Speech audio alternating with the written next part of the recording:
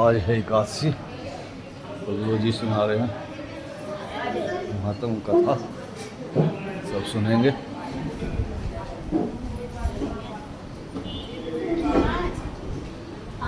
जय हो।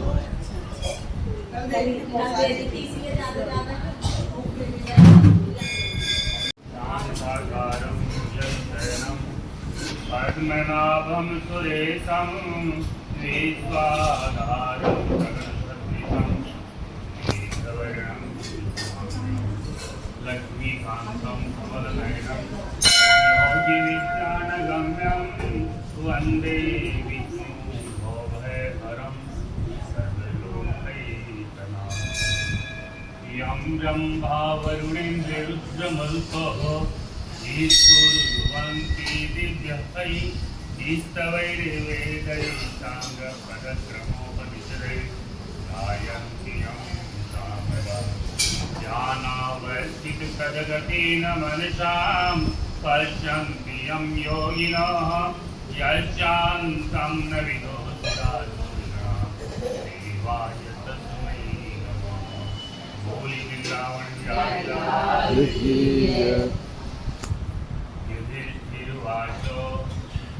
ज्येष्ठ शुक्ले निर्जलाया माहात्म्यं वै श्रुतं मया आषाढ़ कृष्ण पक्षे तु किं नाम एकादशी भवे कथयत्प्रसादेन ममाशे मधुसूदनः।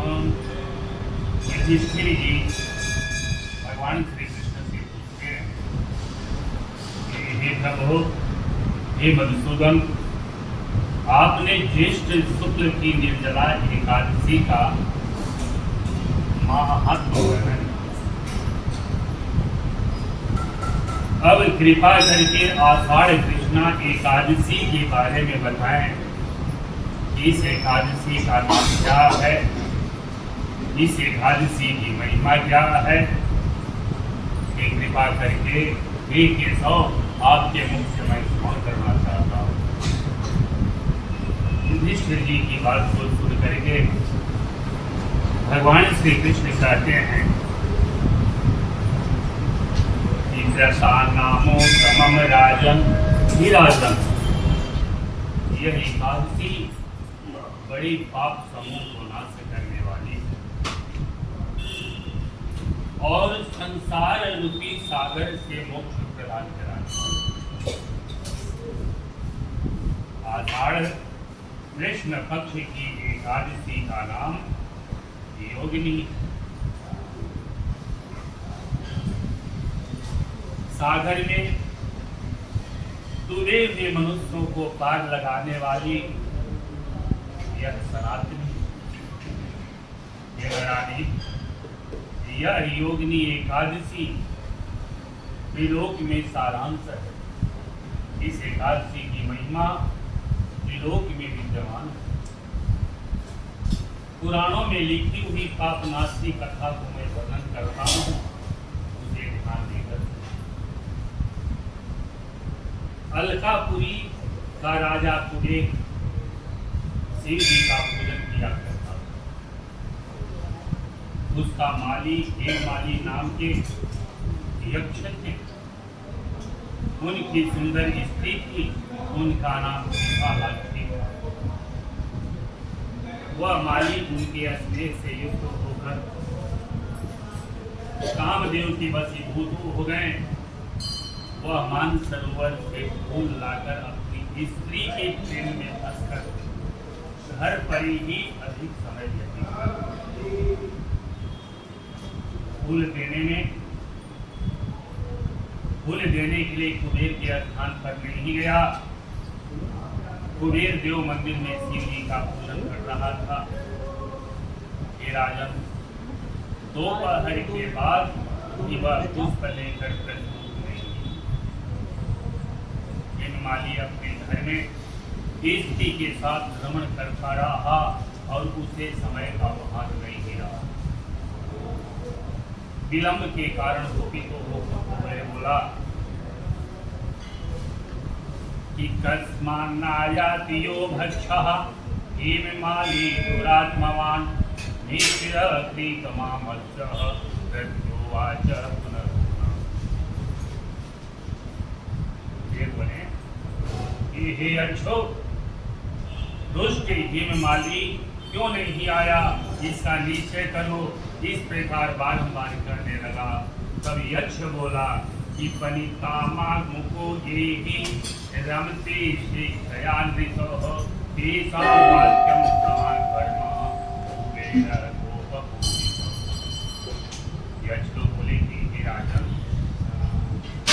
वह स्त्री के प्रेम जाल में फंस गया है और स्त्री के साथ वह खेल रहा है।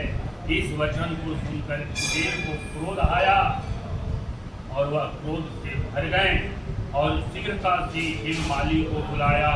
देव हो जाने के कारण वह माली भी वहीं से व्याकुल होकर के कुबेर के सामने प्रस्तुत और कुबेर को नमस्कार करके सामने खड़ा हो। उसको देखकर कुबेर के नेत्र क्रोध से लाल लाल हो, क्रोध से होठ भड़कने लगे और कुपित होकर कुबेर ने कहा कि अरे पापी, अरे दुष्ट दुराचारी, तूने देवताओं का अपराध किया, इसलिए अतो भवतित युक्तः वियुक्तः कान्तया सदा अस्मत्स्थान पदच्छतः गच्छ। इसलिए ही तेरे शरीर में श्वेत पुष्प हो जाए और स्त्री से सदा तुम्हारा वियोग रहेगा और इस स्थान से गिरकर तुम नीच गति को प्राप्त हो। कुबेर के इस प्रकार कहने पर वह स्थान से पदच्युत हो और उस श्वेत पुष्प भी हो गए। वह श्वेत पुष्प से उसी को उभर के ऐसे ढूंढकर वन में गया जहाँ अन्न और जल नहीं मिलता था, न दिन में सुख था, न रात्रि में निंदा थी।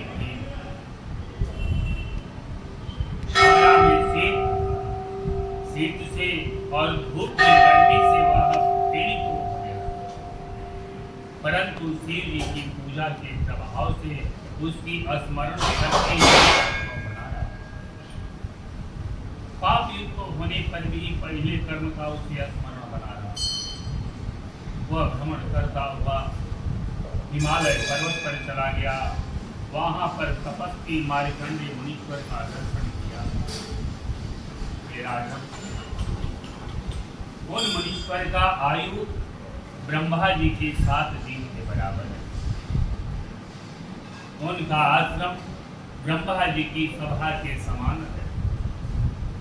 वह वहां पर गया और उसने पाप किया था, इससे दूर से ही उनके चरणों में साष्टांग प्रणाम किया। परोपकारी मार्कंडेय मुनीश्वर ने उनको पुष्टि देकर उसे बुलाकर कहा कि तुम्हारे दुष्ट कैसे हो गए, तुमने कौन सा बुरा कर्म किया है। इस प्रकार मार्कंडेय जी के पूछने पर वह बोला, वाली बोला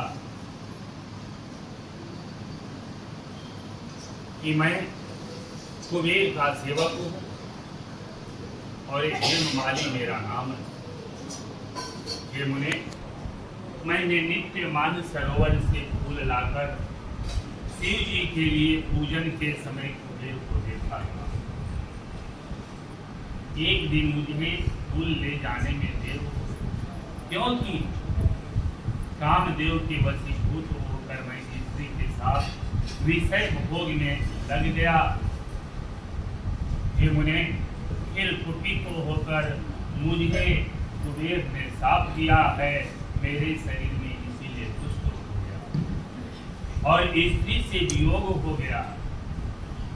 अब कोई पुण्य उदय हो गया जिससे मैं आपका सानिध्य प्राप्त किया। शास्त्रों का ऐसा मत है कि सज्जनों का चित्त स्वाभाविक और परोपकारी होता है। इसलिए हे मुनि श्रेष्ठ, मुझ पापी को उपदेश कीजिए। उनकी बात को सुनकर मार्कंडेय ऋषि बोले, कि तूने सत्य कहा है, झूठ कदापि नहीं बोला। इसलिए शुभ फल देने वाले व्रत का मैं उपदेश करता हूँ, उसे ध्यान देकर सुनो। आषाढ़ी कृष्ण पक्षे तुम योगिनी व्रतमाचरः अस्य व्रतस्य पुण्येन पुष्टे समुच्यते। इति वाक्यमने श्रुत्वा दण्डत्वपरितो भुविः उत्पादपितश्च परिणाम उपादितो। वह हमारे पंडित ऋषि बोले कि तू आषाढ़ कृष्ण पक्ष की योगिनी नाम की एकादशी व्रत को कर। इस व्रत के प्रभाव से निश्चय ही तुम्हारे कुछ रोग, अगर किसी को चर्म रोग हो, दादो हो, खाजो हो, खुजली हो, कुष्ठी हो, तो इस एकादशी को नियम पूर्वक व्रत कर लेने से ये रोग जो है समाप्त हो जाता है। मुनि के इस प्रकार वचन को सुन करके वही हेममाली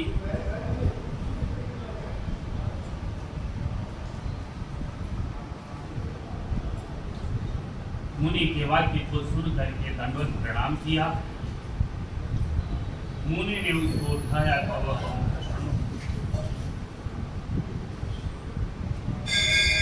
हमारे पंडित जी के उपदेश से उसने यह उत्तम व्रत को किया और इस व्रत के प्रभाव से वह देवरूप, उसके कुष्ठी रोग जो है वो समाप्त हो गए और देवता का स्वरूप धारण कर गए। इसके उपरांत पुनः उसे स्त्री मिल गया और अच्छा सुख मिला। इस प्रकार योगिनी का व्रत में 88,000 ब्राह्मण को भोजन कराने से जो पुण्य मानव प्राप्त करता, वही पुण्य आषाढ़ कृष्ण एकादशी का व्रत कर लेने मात्र से प्राप्त हो जाता। इन्हीं अख्यानों के साथ आषाढ़ कृष्ण योगिनी एकादशी का महात्म पूर्ण होता है। तो बोली वृंदावन बिहारी लाल की जय, एकादशी महारानी की जय हो जी। कथा समाप्त हो गई जी एकादशी की। जय माता दी।